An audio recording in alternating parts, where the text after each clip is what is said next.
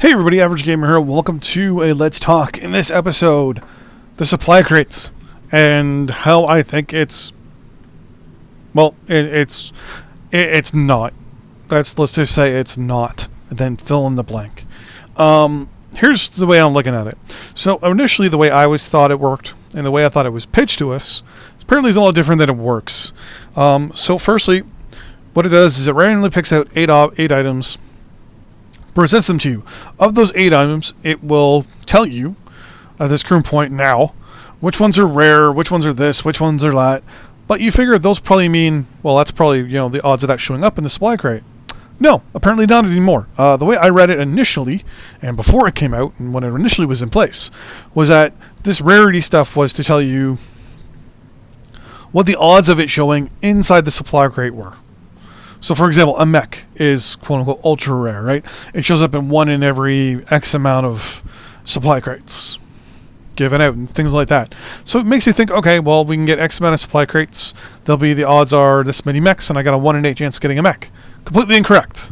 First off, you have a 1 in God knows whatever, because they won't tell us, a 1 in whatever chance of getting a mech in your supply crate. Then you have, quote-unquote, an ultra-rare chance, or rare chance, or common or uncommon chance of getting that mech in there. Now, here's the thing, in my eyes.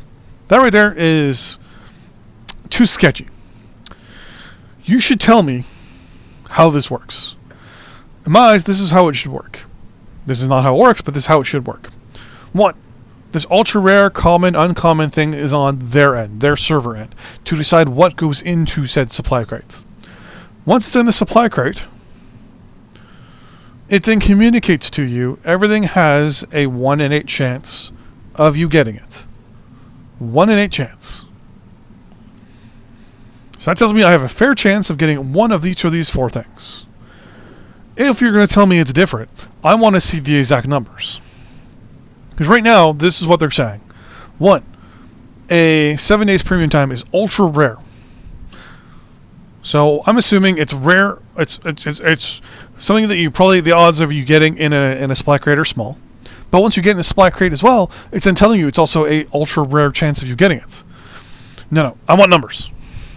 I want a distinct number to be given to me. Now, here's the thing with the way this works.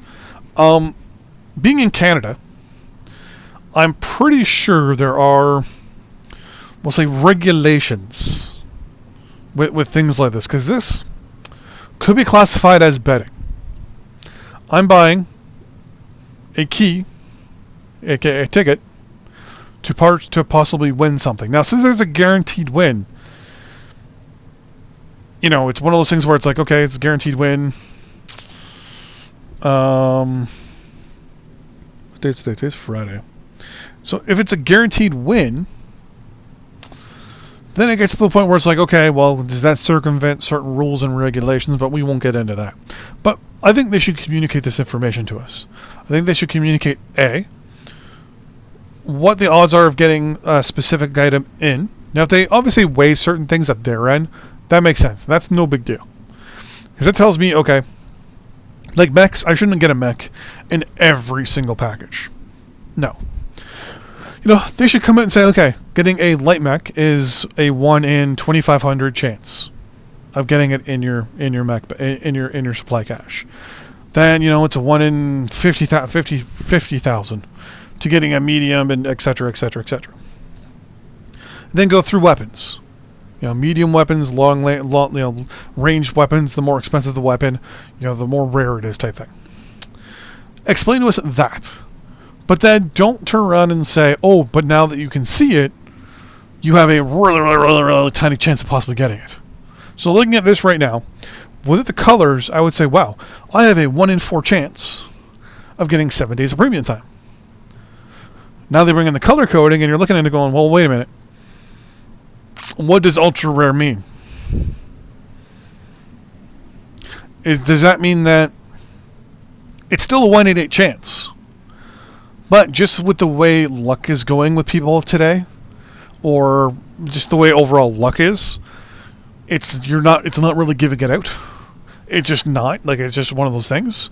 Like, most people are getting the Globe, Ultra 5, the XL engine, or the improved gyros.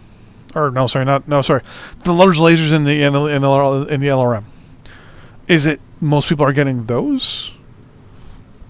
Like, what I want to see is, it pulls it the 8, it gives it to you. So it pulls it everything at random. It looks at there and goes, okay, well, out of these 8, 10 people have got it. Of the 10 people that have gotten these, or out of all the people that have received at least one of these items in their thing, how many people have actually won said item? It goes back and looks, okay, well, 100 people in total. Or actually, we'll just make it easy and say 80 people. And in total, 10 people have gotten each one. In the end, the majority of people that got an ER large laser or an LRM-10 in their supply crate ended up getting an LRM or an ER large laser. So that's more common to win.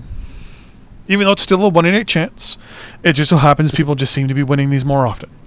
So boom, that makes it more common to win. Now, the next one, which is uncommon, which would be the purple. That's the next one, right? So, say 60% of people that have had a clan ER large laser. So clan ER large, yeah, clan ER PPC. 60 to 80% of people that have had this in their supply crate have won this. So that's a little bit more uncommon, but it's there. The next one's rare. So these ones, about 50% of the time, 50 to 75% of the time, people have gotten these ones. If these are in there. So 1 in 4, basically. And then, the 7 days premium time. Out of 80 people that play, out of all 10 people or 80 people that got this, only 5%, only 5 people or 10 people have got it. So it's a 1 in 8, right? So when you do the math, out of 8, right? You've got a 7 out of 8 chance of getting the LRM-10 and the ER large laser, right? 5 out of 8 chance of getting the Clan ER PPC. Or sorry, 5 out of 8, right? A 3 out of 8 to get the Globe, the AC5, the XL engine, and the improved gyros. And then obviously the 1 out of 8, the worst option, the worst of them all. 1 out of 8 chance of getting the 7 days premium time. Now, if that's how it means, that I understand. That makes sense. Basically, just saying is this one, people are not getting it. Because basically at this point, the way they play it, with the spin wheel and everything, is that it's a 1 in 8 chance.